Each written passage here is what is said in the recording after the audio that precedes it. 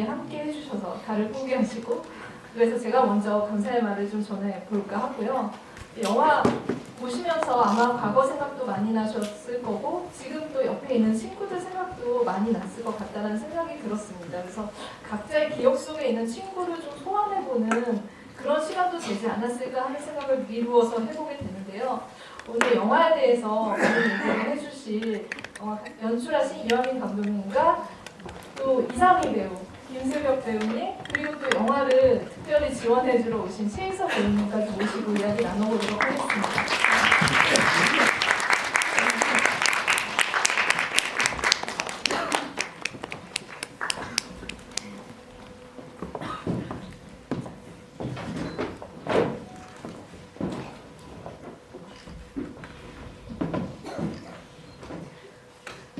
와, 먼저 자리에 착석하셨는데 큰 박수 한 번만 다시 부탁드립니다.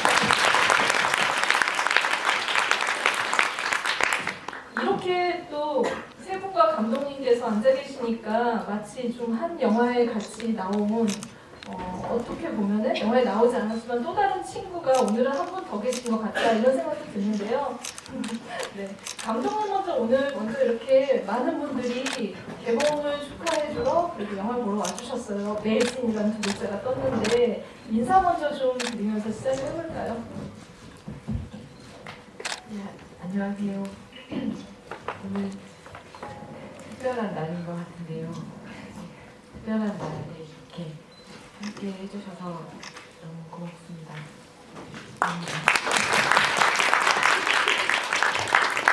성 배우님 먼저 인사. 네, 안녕하세요. 와주셔서 감사합니다. 노예치던 방의 채미 역할 맡은 이상입니다. 반갑습니다. 이세벽 배우님도. 안녕하세요. 김유 영화 여고생이랑 김세정입니다. 반갑습니다. 네, 뇌치던 방에 오늘 고비고를 맡은 저는 뇌치던 방의 관계기자 팬으로 참석하는 최희서라고 합니다. 네, 제가 또 먼저 출석하시기 전에 영화에 대해서 감히 이렇게 좀 정리를 정말 친구가 생각나는 영화다 이런 얘기를 좀 드렸었는데요. 감독님께 먼저 좀 마이크를 드릴게요. 이 영화를 제가 알기로는 예전에 경험 같이 이렇게 고등학교 때 친했던 친구에서 좀 출발했다 이런 얘기를 하셨는데 어떻게 좀 영화를 작성하게 되셨는지부터 얘기를 좀 듣고 들어가도록 하겠습니다.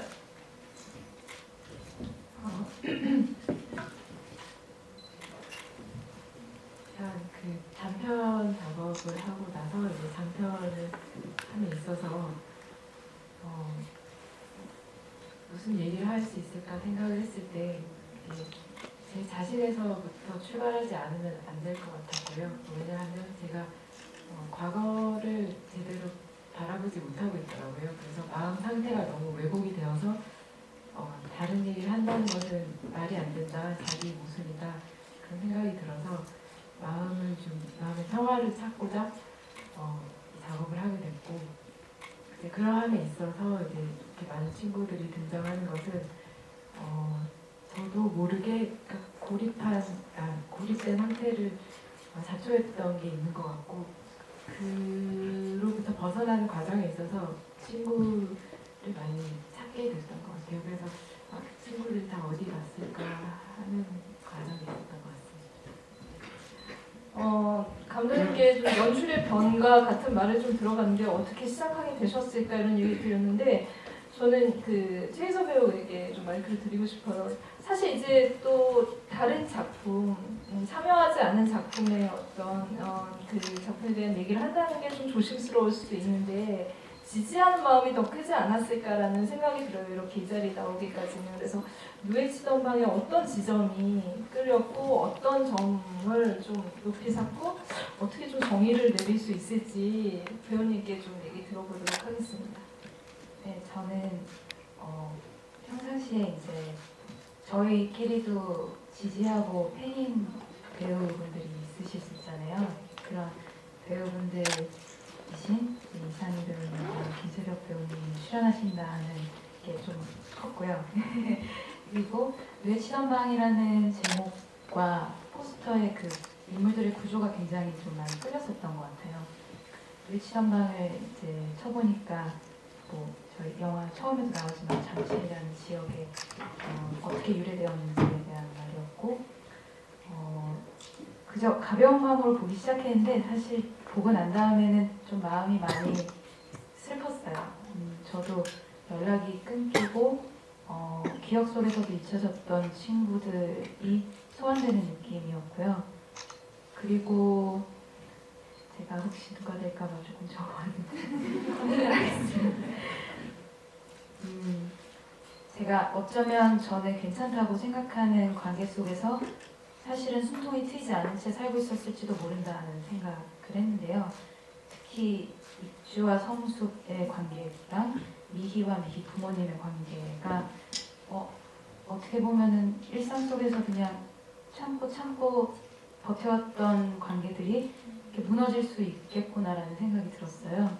하지만 또 무너지면서 어떻게 보면 새로운 길이 나타나잖아요. 그런 면에서는 어느 정도의 위안을 받기도 받았었는데 저 계속 얘기해도 되나요? 잠깐 더 들어볼게요. 적어오신 것까지는 좀 들어보죠. 네.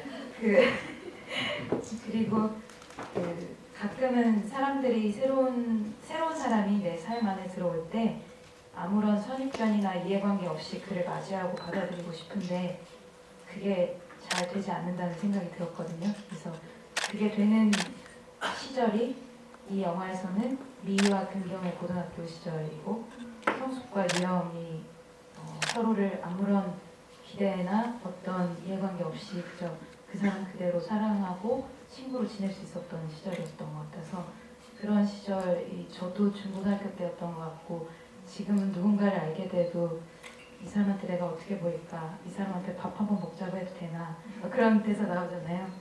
그거가 조금 조심스러워진 제 자신을 돌이켜보게 돼서 그런 면에서 굉장히 저도 영화를 보면서 느끼는 바가 많았거든요.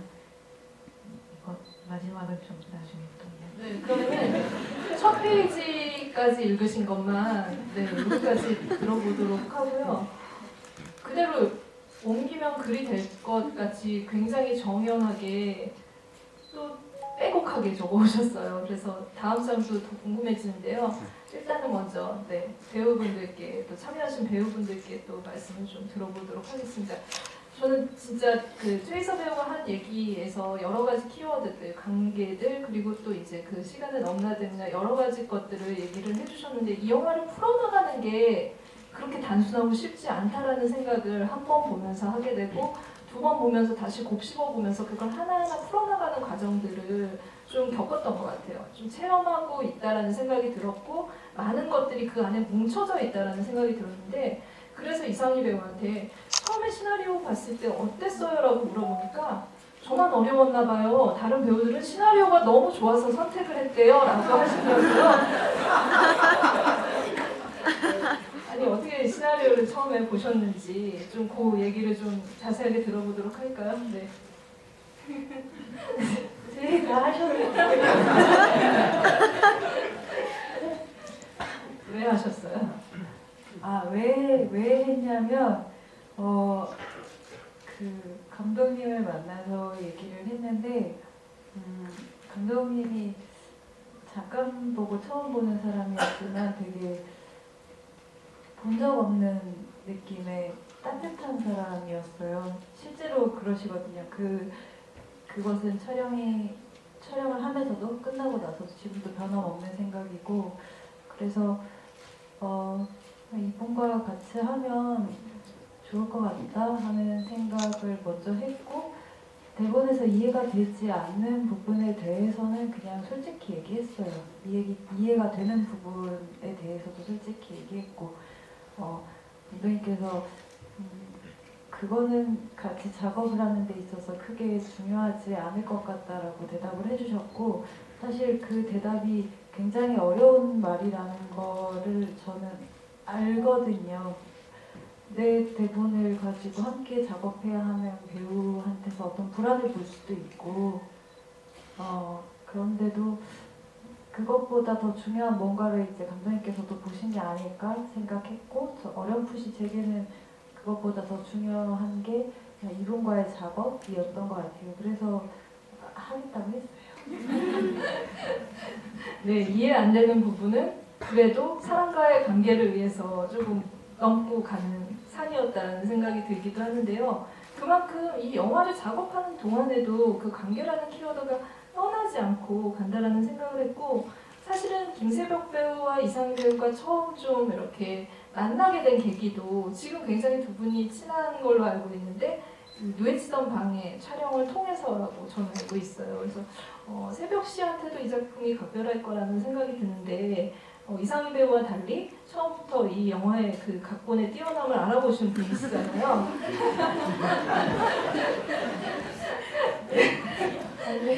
어떤 점이 그렇게 영화에 좀 끌리셨고 어떤 지점이 와닿았는지 새벽 씨한테도 좀 영화에 출연하게 된 계기를 좀 들어보도록 할게요. 저도 언니랑 똑같이 감독님한테 반하는 게 사실 같고요. 그리고 근데 그게 감독님이랑 이 영화가 저는 많이 닮아있다고 생각해요. 감독님이 영화 안에서 어떤 사람과 사람 관계에서 원하는 것들, 그런 태도가 저는 제가 못하는 부분도 있고 하고 싶은 부분도 있었기 때문에 그 지점이 저는 되게 좋았거든요. 그래서 하게 됐고, 또 언니 같은 경우는 진짜 이 영화를 하면서 처음 알게 됐는데 사실 영화를 찍으면 사람이 안 남는 경우도 있어요. 당연히 사람이 사람을 만나서 하는 일이 영화 작업 중에 아주 큰 부분이라고 저는 생각을 하는데, 그러면 정말 허탈하거든요. 근데 저는 영화 유일치단만을 찍으면서 정말 진심으로 감사한 사람들을 만나서 그러니까 내 개인의 인생에 있어서 참 고마운 영화예요. 와, 네. 이 영화 한 편으로 끝나지 않고 사실 진짜 말씀하신 것처럼 영화 끝나고 또 이제 뿔뿔이 흩어지게 마련이니까 아마 그런 말씀을 하신 것 같아요. 근데 감독님께 좀 마이크를 드리면 사실은 이제 그 많은 배우들 중에 두 분의 배우를 각각 그 미희와 유영의 캐릭터로 좀 이렇게 접근을 하신 이유가 좀 궁금해요. 언제부터 좀 염두에 두셨는지 궁금하고, 왜 굉장히 작년 한 해 어떻게 보면은 한국에서 가장 많은 상을 석권한 최희서 배우에게는 그 기회가 돌아가지 않았는지 궁금해지는데, 어떤 이유로 또 배우분들과의 작업을 좀 원하셨는지, 어떤 점을 좀 각각 캐릭터라고 파악을 하셨는지도 좀 궁금합니다. 당시가 키스팅을 할 당시가 2015년 여름 정도부터였고요. 그때 당시 제가 가출을 오래 해서 몇 년간 8년 정도 가출을 해서 가출이 아닌데 그 정도면 거의 출간수준이었는데, 그래서 사실 영화를 많이 못 봤어요. 그래서 좀 이렇게 배우분들을 잘 몰랐었고, 근데 이제 김수정 감독이라고 이제 사랑입이 달린 얼굴 최근에 감독했는데, 그 분이랑은 이제 그룹으로 이렇게 친한 사이인데, 그분 영화에서 사랑입이 달린 얼굴에서 이제 새벽 씨를 봤고요. 그리고 조성숙이라는 인물을 맡은 홍승희 배우도 이내진이라는 김수정 감독님 영화에서 봐서 이렇게 괜찮겠다 이렇게 생각을 했던 거고, 그리고 이제 상희 씨 같은 경우는 데이데이 만드신 장원희 감독한테 소개를 받았는데 이제 한번 얘기한 적이 있는데, 처음 만났는데 만두 먹자고 하셔서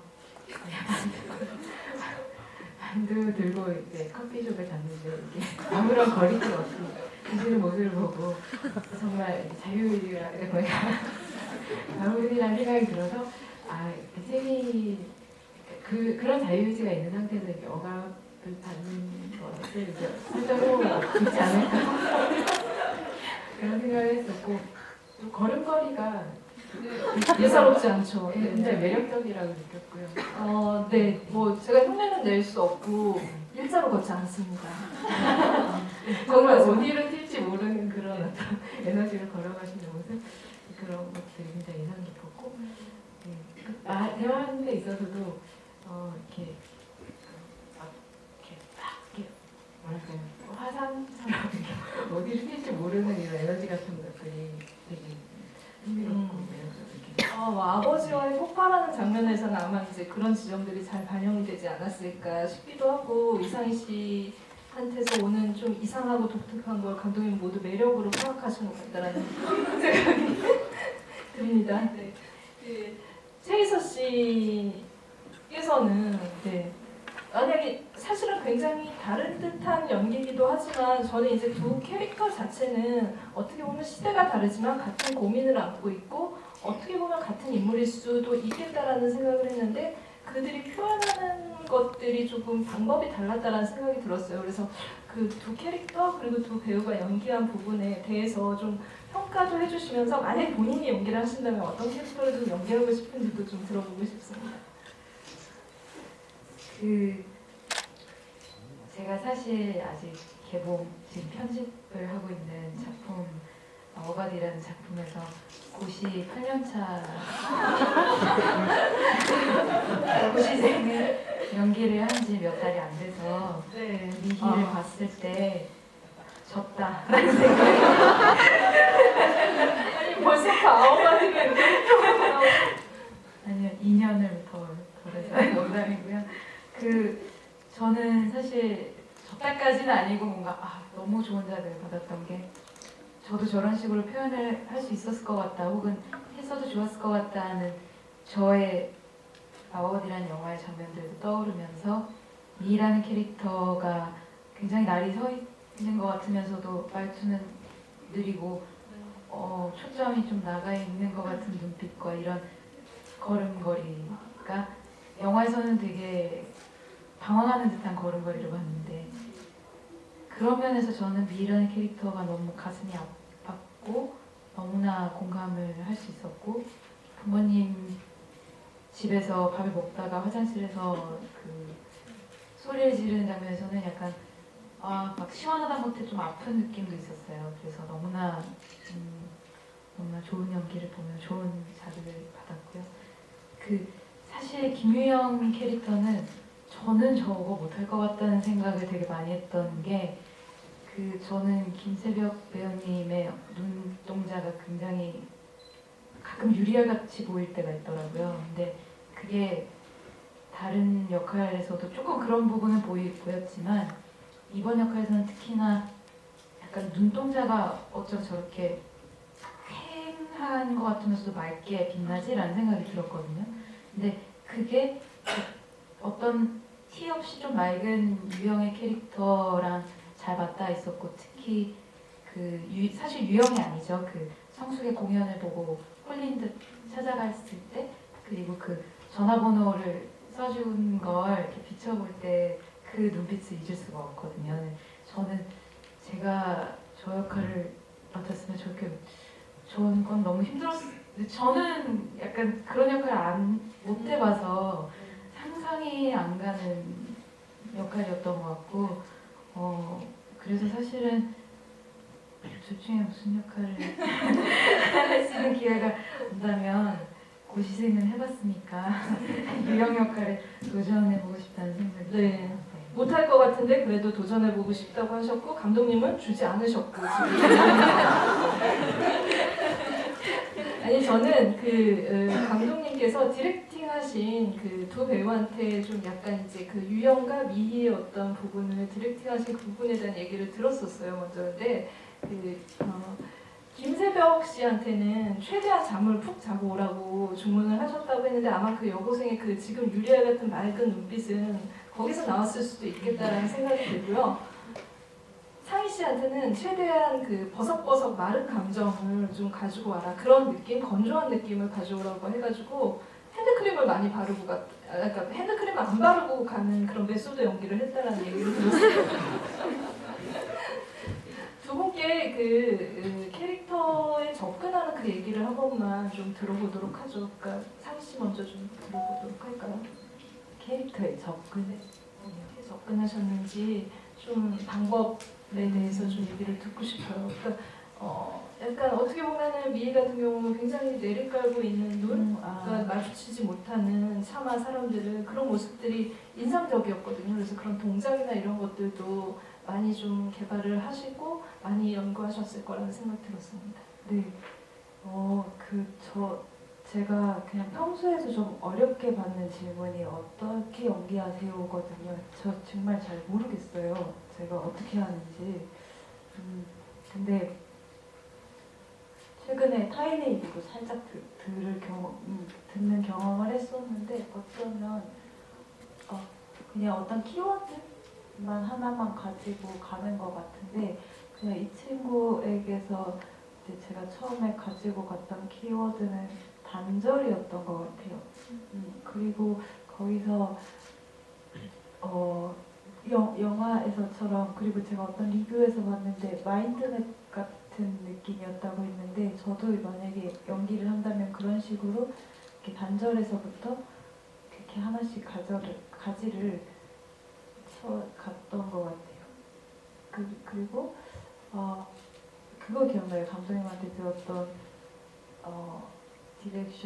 디렉션이라고 해야 되나? 감독님께서는 연기 디렉팅이라기보다는 상황 안에서의 상태에 좀 주목을 하시는 편인데 그 상태를 저한테 이렇게 원할 때 하시는 말씀이 좀 독특한데 그 중에 하나 기억나는 게 그 제가 샤워하고 나와서인가 그 금경이한테 막 전화하고 수첩 이렇게 깔아놓고 전화하고 하는 장면이 있어요. 근데 그때는 다른 때와 다르게 약간 생기 있는 얼굴을 원하시는 거예요. 네.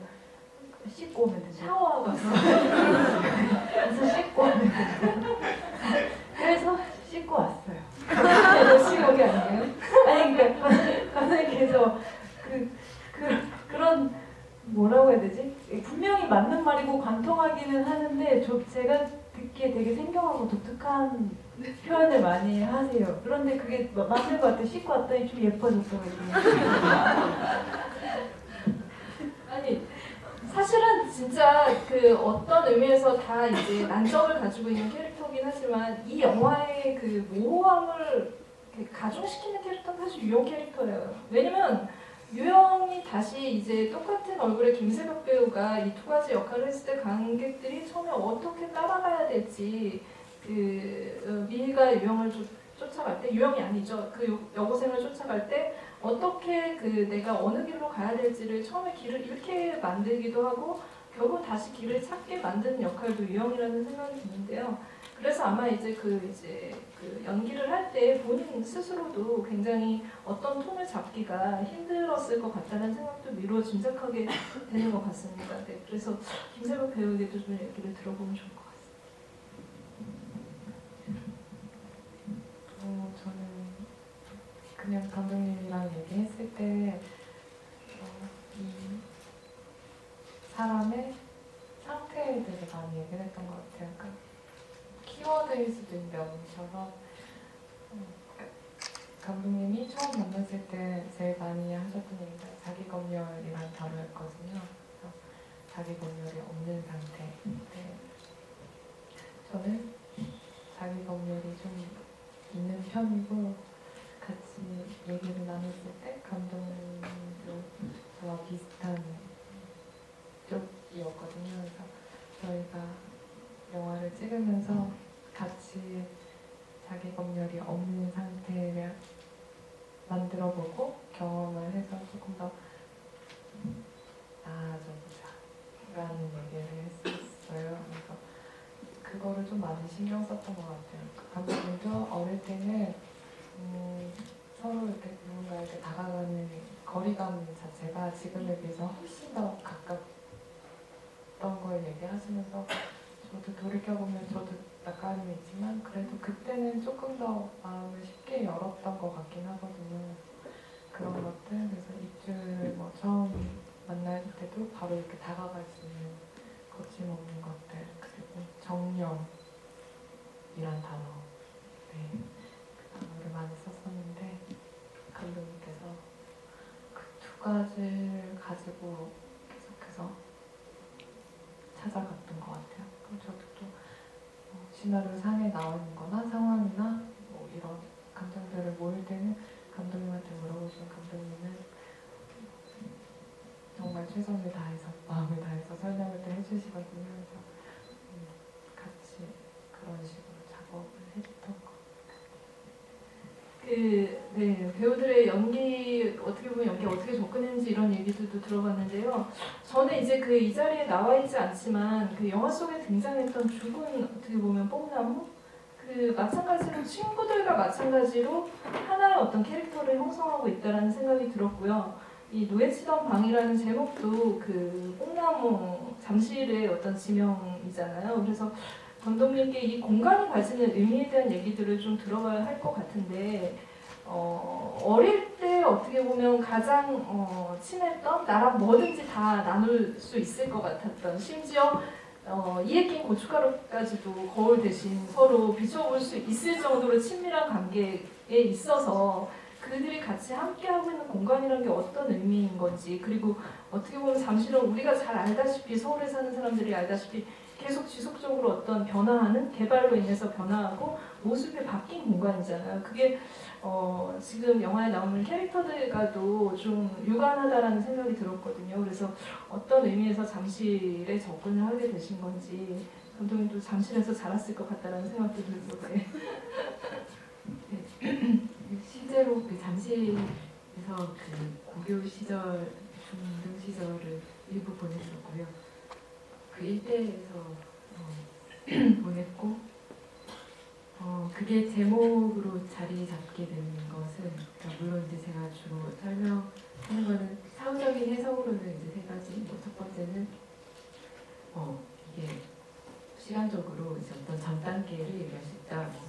혹은 이제 흔한 비유로서 이제 어떤 나방이 되기 전 단계 이런 얘기를 할 수 있다. 또 두 번째로는 공간적으로 뭐 누군가의 마음이라든지 아니면은 뭐 독서실이라든지 옥탑방이라든지 이런 어떤 공간으로 설명될 수 있다라고 얘기를 하고요. 그리고 세 번째로는 이제 방금 말씀하셨던 어떤 그 지리적인 우리가 아는 잠실이라는 공간 얘기를 하긴 하는데 사실 정말 이제 좀 더 솔직한 이제 이유를 들자면 그 잠실에 있는 고등학교를 다녔었고 거기 창문 창가에 앉아서 이제 딴 생각하고 있는데 선생님이 그래서 이제 너에게 잠실 뜻이 뭔지 아는지 설명을 해주셨어요. 누에치는 방이라는 거다. 그때도 이제 꿈이 영화 만드는 것이었는데 그 잠실이라는 내용의 영화 만들어야지 이런 생각을 했었던 것 같아요. 그때 들으면서 그럼 굉장히 오래 꿈꿔갖고 지금 이루신 거네요. 그러니까 제가 그 생활기록부에 언제나 장래희망 날에 영화 감독 이렇게 쓰면 언제나 집에 가서 이렇게 맞고 그랬어요. 아니 참고로 감독님께서 법학을 전공을 하셨어요. 그래서 아마 집에서는 기대와 달라서 조금 이제 억압적인 그런 상황이 연출되지도 않았을까 싶기도 한데요. 그래서 8년 동안 집을 나오신. 네, 죄송합니다.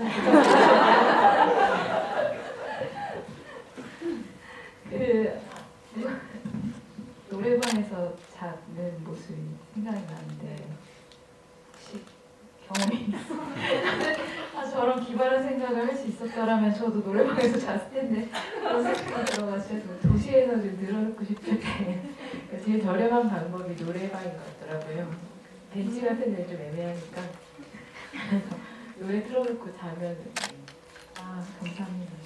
네, 그 노래 들으면 좀 약간 이제 반중이 이렇게 자장가처럼 들리면서, 저는 그 생각을 했어요. 그러니까 워낙 이 영화가 이 현실과 어떻게 보면은 환상을 오가고 있기도 하고 과거와 현재를 반복적으로 오가기 때문에 굉장히 그 안에서 관객으로서는 길을 잃을 지점들이 많아요. 그런데 현실이나 감독님이 그리고 있는 것들이 지금 말씀하신 것처럼 노래방에서 자는 모습도 저는 이제 진짜로 돈이 없는 어떻게 보면 좀 돈이 부족할 때 많이 쓰는 방법인가? 굉장히 철저하게 조사를 하고 리얼하게 그리려고 좀 노력을 하신 게 아닐까라는 생각을 저도 마찬가지로 했었거든요. 그래서 어떻게 보면 지금 이제 그 잠깐 말씀드렸던 이제 현실과 어떻게 보면 환상의 문이 있는 이 영화 안에 여러 문이 있다라는 생각이 들었거든요. 그러니까 미희가 여고생을 따라가서 그 문을 열었을 때 저는 이게 굉장히 비현실적이라는 생각이 들었어요. 그 성숙이 아무렇지 않게 그 아이를 안아주고 보듬어주고 어떻게 보면 계속 지속적으로 관계를 유지하잖아요. 현실에서 있을 수 없는 일이라는 생각이 들었는데 그렇게 어떤 사람을 받아들이고 관계를 맺어가는 거에 대해서 감독님이 좀 어떤 부분을 염두에 두고 이 실타래들을 이어갔는지 좀 궁금해지는 지점이 있는데 네, 그 부분에 대한 코멘트를 좀 해주시면. 그 몇 가지를 얘기할 수 있을 것 같은데 일단 한 가지로는 불 켜진 이런 창들을 보면은 굉장히 들어가 보고 싶더라고요. 그런 행동이 있었고 근데 왜 그럴 수 없을까라고 이제 질문을 하게 됐었고 만약에 내가 그것을 실행했을 때 상대방을 어떻게 받아들일까라는 이제 상상을 좀 했던 것 같고 또 다른 한편으로는 이제 이게 정신이 나가면 살짝 미치게 되면 그러면 이 정신은 과연 어디로 갈까 이런 상상을 했던 것 같아요. 왠지 이제 이게 좀 이상하게 들릴지 모르겠는데 한 신체를 떠나서 이렇게 맛이 나간 상태에서 그 정신이 다른 신체로 들어왔다가 또 다른 신체로 이동하고 이런 어떤 공상을 했었어요. 그래서 시점에 대한 얘기를 간혹 듣기도 하는데 이제 시점이 이제 여러 개 있는 것 같다라는 얘기를 듣는 것도 어쩌면은 이제 그런 공상에서 나온 것 같아요. 그냥 인물에 입수한다고 생각했던 것 같아요. 이 인물에서 저 인물로 이렇게 입수라는 단어가 딱 맞는 것 같은데 그렇게 상상했던 것 같아요. 네, 뭐 자기 듣다 보니까 슈퍼히어로물의 또 하나의 어떤 기술인 것 같다는 생각이 마구 드는데 뭐 하실 말씀 있으세요? 네, 저도 그거 찍을 때 여쭤봤어요. 얘는 왜 이러는 거예요? 그쵸, 이해가 안 되죠? 왜 남의 집에 가는 거야? 내가 맹기도 되게 해맑게 웃으시면서 이렇게 정말 되게 힘들고 저 말씀을 똑같이 하셨어요. 정말 내가 너무 피폐하고 힘들고 이렇게 밖에 오래 있을 때 불 켜진 남의 집에 들어가 보고 싶지 않아요? 되게 해맑게 웃으시면서 그래요? 그럴 수도 있죠. 이렇게 했었는데 네. 여기서 그리고 이제 극 중에 채미는 그 여고생이 들어갔을 거라고 생각하고 거기를 두드리는 거거든요. 그러니까 여고생이 들어가는 모습은 못 봤지만 그 집 옆까지 있는 걸 봤으니까 당연히 그 여고생의 집일 거라 생각하고 두드렸던 것 같고 그리고 찍으면서 또 성숙 언니한테도 감독님이 여쭤보셨어요. 실제로 누군가가 승희 선배님한테 누군가가 미희처럼 나타날 때 승희 선배는 어떻게 할 것 같아요? 이렇게 할 수 있을 것 같아요? 라고 물었을 때 승희 선배님, 그러니까 극중 조성숙을 맡은 승희 선배님은 네, 저는 집에서 차 한 잔 먹이고 보낼 수 있을 것 같아요 라고 하셨었어요. 그 얘기를 나누고 찍었던 기억이 나요. 아니 저도 감독님 말씀하신 거 어느 정도 공감해요. 정말 너무 힘들고 피폐해졌을 때 아니면 다리가 너무 아플 때 그 따뜻한 불빛을 보면 들어가고 싶긴 하지만 실제로 진짜 노크를 하거나 아니면 벨을 눌렀을 때 말씀하신 표현대로 맛이 간 어떤 취급을 받게 되겠죠. 그런데 이 영화에서는 그걸 이상한 사람이라고 생각하지 않고 받아들여주는 성숙이라는 존재가 있었고 그 관계가 계속 발전을 했기 때문에 어떻게 보면 25년 동안 꼬여있던 관계들 내가 풀지 못하고 가슴에 안고 응어리로 있었던 그런 관계들이 더 발전적으로 조금은 나아갈 수 있는 희망을 본 것 같아서 이 영화 굉장히 슬픈데도 저는 마지막에 좀 웃으면서 슬펐던 것 같다라는 생각이 들었습니다. 그래서 이런 부분들을 좀 이렇게 풀어나가는 재미가 있는 영화가 아닐까라는 생각을 해보게 되는데요. 감독님과 또 오늘 또 최희서 배우님 그리고 배우들이랑 얘기를 해봤는데 여러분들도 궁금한 점 많으실 것 같아요. 그래서 마이크를 좀 어서 드리도록 할게요. 질문 있으신 분은 손 들어주시기 바랍니다. 네, 저 맨 뒤쪽에 계신 가운데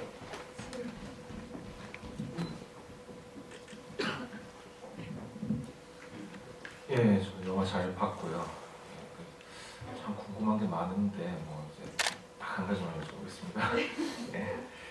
일단은 그 영화가 일단 과거와 현재를 구분을 하는 게 뭔가 그 세계 채도로 구분을 한다는 그 법칙을 가지고 영화를 보다가 이제 후반부에 이제 그 법칙이 무너지는 지점이 생기더라고요. 그 장례식장이었는데 그러니까 뭐 특별히 그 부분에서 이 법칙이 무너지는 이유가 있었는지 궁금합니다. 네, 과거와 현재로 나눠서 그렇게 세도를 분리하시면 그렇게 생각하실 수도 있는 것 같은데요. 만약에 이게 현실과 비현실로 구분을 한다면, 그리고 비현실 안에 꿈도 포함을 시킨다면, 그러면 말씀하신 법칙이 유지되지 않나 싶은데, 말씀하신 장례식 장면이나 아니면 그 꽃을 주고받는 그 장면은 그 꿈이라고 생각하시면 될 것 같고, 비현실이기 때문에 그렇게 누렇게 과거와 똑같이 쓰여져 있다라고 생각하시면 될 것 같아요. 굳이 그런 선택을 하게 된 데에는 과거가 상당히 이렇게 환상적이구나, 좀 약간 조작되어 있구나, 그런 기억들이 그런 결론에 도달하게 된 것 같아요. 처음부터 그런 생각을 가지고 만든 건 아니었고, 그냥 이제 작업하다 보니까 이제 여러 사람들이 얘기 나누다 보니까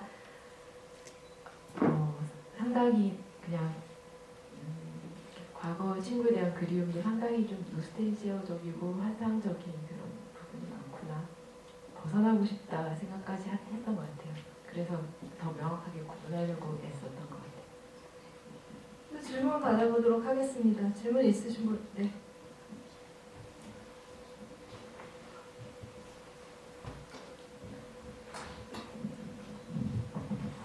네, 안녕하세요.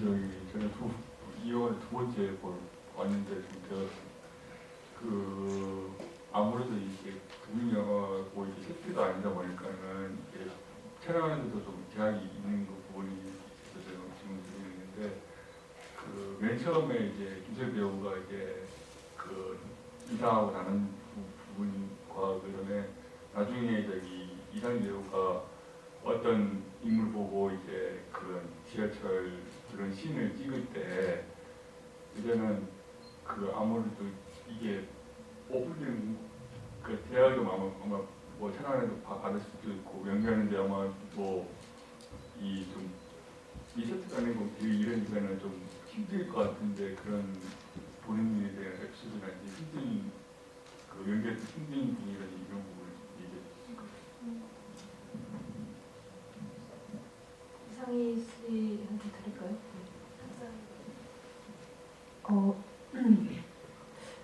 저희는 지하철도 허가를 구해서 찍었던 것 같아요. 그죠? 허가를 구하고 시민들께도 양해를 구하고 스태프분들께서 최대한 연기하는데 방해가 안 될 수 있게 많이 노력을 해주셨던 것 같고요. 화면 찍으면서 에피소드가 생길 만큼 여유로운 현장이 아니었어요. 저는 너무 빡셌어요. 너무 빡셌고 일정이, 왜냐하면 공간이 너무 많고 찍어야 한 기간은 촉박하고, 그리고 제일 힘들었던 거는 춤이었던 것 같아요. 저는 개인적으로 그랬던 것 같아요. 저도요.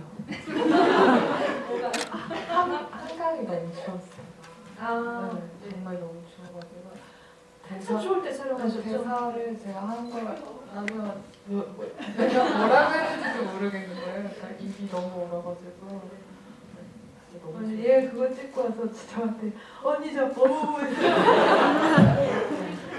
보고서 아니야 다 들려 걱정하지 마 다 들려. 네, 이런 열악한 환경에서 밀도 높은 감정을 연기한 두 배우님이십니다. 네, 질문 하나만 더 받아볼까요? 네, 저쪽 분이 먼저 드신 것 같은데. 네. 네, 영화 어렵긴 했지만 되게 의미 있게 봤습니다. 사실 질문 드리고 싶은 게 많은 좀 어려운 작품이긴 했는데, 그래도 한 가지 질문을 꼽아서 하자면은, 이 영화가 굉장히 사운드가 많이 비어 보인다는 생각을 했어요. 그래서 왜 그럴까라는 생각을 했는데, 다른 영화들에서 진짜 흔하게 쓰이는 BGM조차 없는 그런 작품이어서 정말 이 작품에서 들어가는 음악이라고 해봐야 배우분들이 부르는 노래 정도?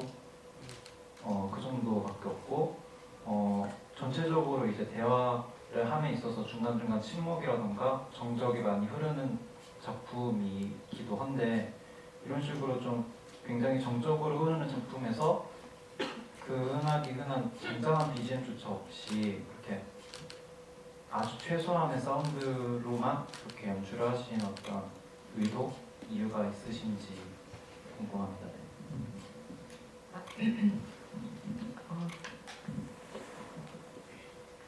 평소에 그 영화의 음악을 쓰는 것에 대한 혹은 BGM 쓰는 것에 대한 거부감이 있는 것 같아요. 왠지 감정은 어떤 배우의 연기라든지 아니면 다른 어떤 그 안에 있는 자체적인 요소들에서 나와야 될 것만 같은데 그것은 왠지 좀 사기치는 기분 다 그렇다는 건 아니고 그냥 제가 개인적으로 느끼기에 약간 모든 영화에서 그런 건 아니에요. 음악이 훌륭하게 잘 어울리는 영화들도 분명히 있다고 생각을 해요. 근데 저 개인적으로 약간 그런 거부감이 언제나 있었던 것 같고 그래서 사용하지 않는 것 같고 다만 이제 마지막 엔딩 크레딧 올라갈 때 이제 조동진 선생님의 이제 음악이 들어가는 것은 그 음악이 이 영화와 딱 맞다고 생각을 했었고 실제로 이제 보여드리고 허락을 받는 과정이 있었고 무척 좋아해 주셨고 지지해 주셔서 그래서 들어가게 되었습니다.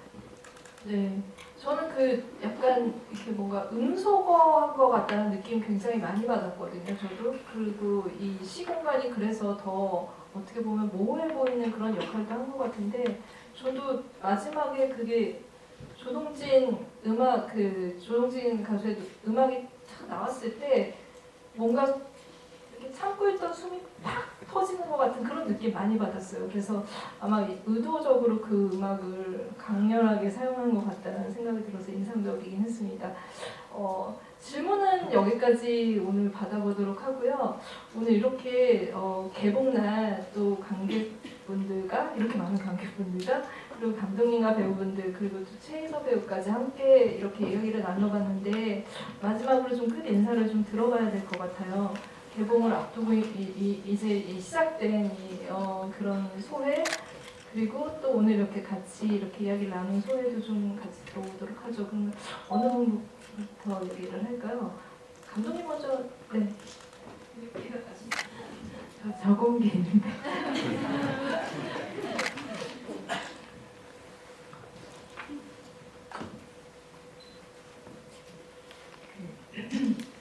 빨리 해야 되는 거죠?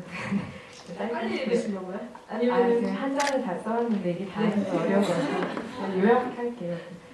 꼭 2년 전에 그 2016년 1월, 2월부터 촬영을 했고요. 그 많은 배우 스태프들이 함께 작업을 했었고 그 후로 이제 관객분들과 간헐적으로 만나면서 후반 과정을 거쳤고요. 또 이제 오늘 개봉이라는 형태로 여러분과 최종 편집본을 공유하게 되었는데요. 또 이제 배급이라는 과정 또한 처음이어서 저는 몰랐는데 이 또한 굉장히 많은 분들의 시간과 노력을 필요로 하더라고요. 이런 어떤 전체적인 과정이 어떤 협업, 그러니까 공동의 노력이라는 것을 결과하고 있고요. 많은 분들의 도움과 그리고 지지가 있었기에 가능했다고 생각하고 있어요. 그래서 거기에 걸맞게 그러니까 영화의 어떤 유형적, 무형적 성과나 피드백을 공유할 수 있도록 정신 차리고 계속 고민하고 노력하겠습니다. 혹시 부족한 점이 보이면 그러니까 서로의 이빨을 이제 확인해주던 이제 성수기와 유영처럼 그러니까 여러분께서도 충고나 조언 이렇게 말씀해 주시기를 부탁드립니다.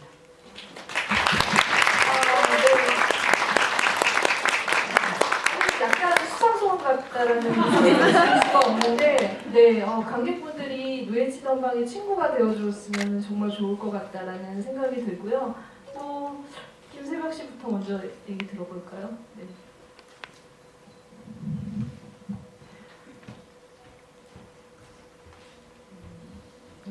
오늘 개봉날인데 같이 해주셔서 너무 감사하고요. 네. 마음을 따는 시간이었길 진심으로 바랍니다. 감사합니다.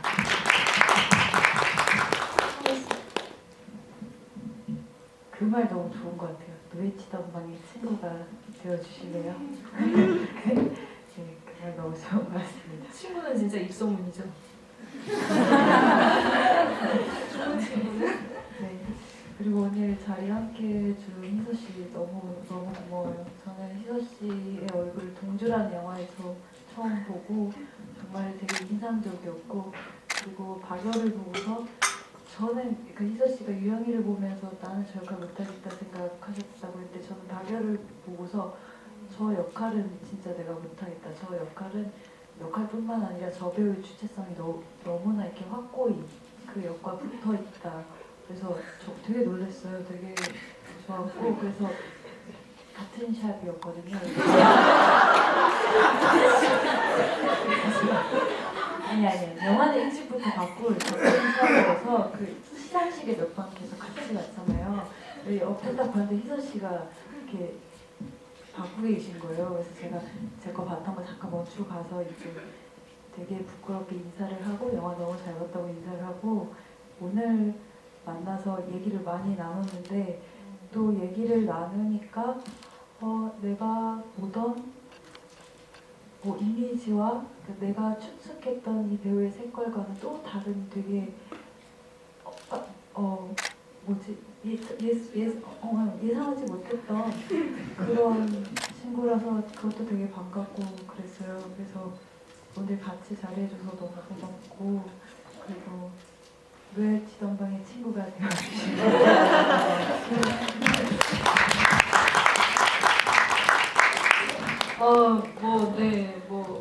노예치던방 응원해달라고 하려고 했었는데 진짜 화답을 하셔야 될 것 같은데, 그것과 더불어서 감독님 계속 영화 또 시나리오 쓰고 계실 테니까 좀 어필도 하시면서 다음 작품 어떻게 되실 건지 다음 작품에는 하셔야 되지 않을까요? 네, 그 다음 제가 유영 같은 캐릭터도 할 수 있도록 열심히 그 얘기는 이따가 술자리에서 제가 아까 네, 2페이지 넘기셨습니다. 죄송해요. 그 사실 미희라는 캐릭터가 본인이 길을 잃어서 길을 찾으려고 성숙을 만나게 된 건데, 성숙이라는 사람이 본인이 길을 잃었다는 거를 알고 오히려 미희를 통해서 새로운 길과 사람을 만나고 새로운 화법까지 찾았던 것 같은 그런 느낌이 들었었네요. 그래서 저 또한 제가 어떤 영향력을 선사할 수 있는지 모르지만 사람을 만날 때 조금 더 고등학교 때 유영과 성숙과 미희와 금경 같았던 그 시절로 돌아가고 싶다는 생각이 들어서 저는 영화를 보고 조금 더 맑아지고 싶다는 생각이 들었고요. 그게 가장 큰 배움이었고, 관객분들께서도 그것을 많이 느끼고 가셨을 거라고 생각하고요. 더 많은 관객분들께서 그것을 느끼시기 위해서 오늘 이렇게, 저 사실 여기 명동 라이브러리 톡 GV 3번째인데 오늘이 제일 관객이 많으세요. 좀 많이 질투도 나는데 가격 때보다 많은 것 같은. 근데 오늘 다 가시면서 정말 응원의 한 말씀 SNS나 아니면 친구들한테 해주시고, 또 저는 사실 연락 안 했던 친구한테 연락 좀 해볼까라는 생각까지도 했거든요. 이거를 실천에 정말 옮긴다면 정말 저는 노예치는 방의 친구가 라고 생각하고요. 좀 말이 길어지지만 진짜 하고 싶었던 말은, 남훈희 선생님께서 우리나라의 연기자라는 사람 다 모인 것 같다고 했었는데, 저희 영화를 보면서 우리나라의 연기 잘하는 배우는 다 모였구나라는 생각이 들 정도로 너무나 감명 깊게 동료 후배 연기자로서 봤고요. 이런 작품을 만들어 주셔서 너무 감사드리고요. 다음 작품은 어떻게 들어가시는지 부탁드리겠습니다. 감사합니다. 와, 탱크씨 진짜 뇌수정망에 좋은 친구라는 생각이 마구마구 들면서 정말 여러분 모두 진짜 좋은 친구로 계속 오래 남아있기를 기대해 보겠습니다. 오늘 이렇게 개봉날 같이 함께 해주셔서 감사하고요. 대관람도 꼭 부탁드릴게요. 감사합니다.